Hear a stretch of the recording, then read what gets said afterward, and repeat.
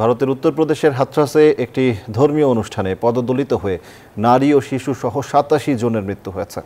আহত হয়েছেন আরও ১০০-র বেশি। মৃতের সংখ্যা আরও বাড়তে পারে বলে আশঙ্কা করা হচ্ছে। শুরু হয়েছে উদ্ধার কাজ।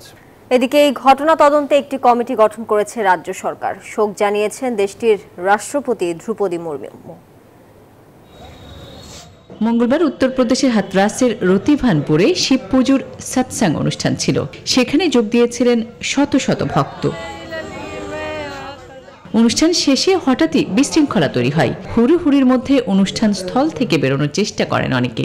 তখনই ভিড়ের চাপে পদদলিত হয়ে প্রাণ হারান বহু মানুষ, আহত হন অনেকে। দুর্ঘটনার পরই বিষয়টি নিয়ে খোঁজ খবর নেন উত্তরপ্রদেশের মুখ্যমন্ত্রী যোগী আদিত্যনাথ। তার নির্দেশেই শুরু হয় উদ্ধার কাজ। এলাকায় যান রাজ্যের 2 মন্ত্রী লক্ষ্মী নারায়ণ চৌধুরী ও সন্দীপ সিং।